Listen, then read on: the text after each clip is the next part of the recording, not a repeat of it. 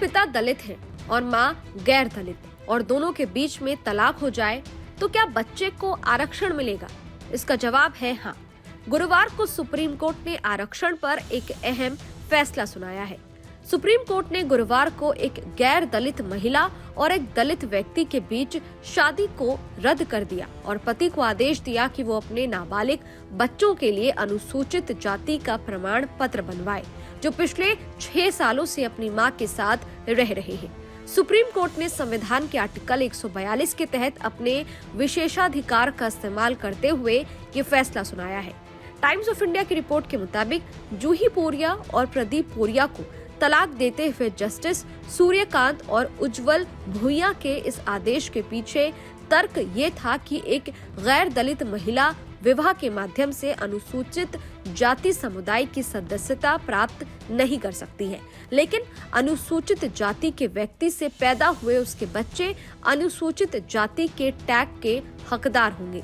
Supreme court ने कई फैसले में इस सिद्धांत को दोहराया है और 2018 में फैसला सुनाया था।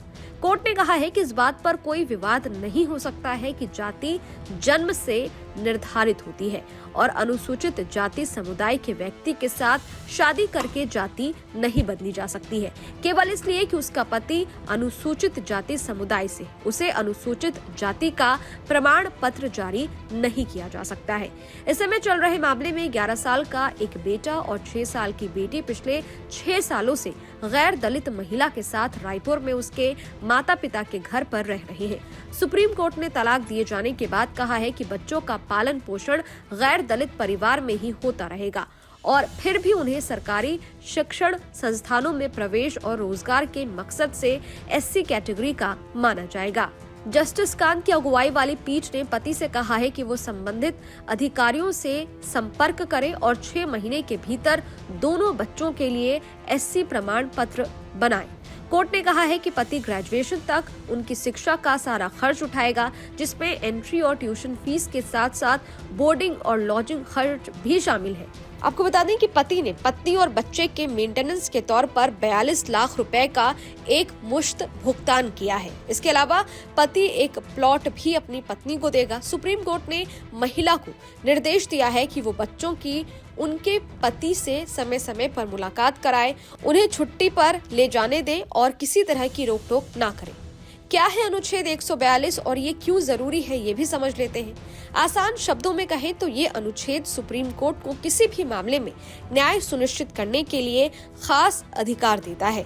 ये न्यायालय को कानून के अनुसार ऐसा कोई भी आदेश देने की अनुमति देता है जो न्याय के हित में हो। ये अनुच्छेद न्यायालय को विवेकाधीन शक्ति प्रदान करता है, जिसका अर्थ है कि न्यायालय किसी भी मामले में अपनी समझ के अनुसार फैसला ले सकता है। इस अनुच्छेद का मुख्य उद्देश्य पूर्ण न्याय सुनिश्चित करना है। यह अनुच्छेद न्यायालय को अलग अलग परिस्थितियों में फ्लेक्सिबिलिटी देता है। इस आदेश का सबसे महत्वपूर्ण पक्ष है कि यह अनुच्छेद न्याय के सिद्धांत का संरक्षण करता है। कई मामलों में सर्वोच्च न्यायालय ने इस अनुच्छेद का इस्तेमाल सामाजिक परिवर्तन लाने के लिए किया है। यह अनुच्छेद कानून में सुधार लाने में भी मदद करता है। इस वीडियो पर आपकी क्या राय है? ये वीडियो आपको कैसा लगा? कमेंट बॉक्स में जरूर बताइएगा। बाकी देश और दुनिया की तमाम खबरों के लिए देखते रहिए न्यूज नेशन। शुक्रिया। न्यूज नेशन अब व्हाट्सएप पर खबरों की ताजा अपडेट के लिए न्यूज नेशन के इस QR कोड को स्कैन करें।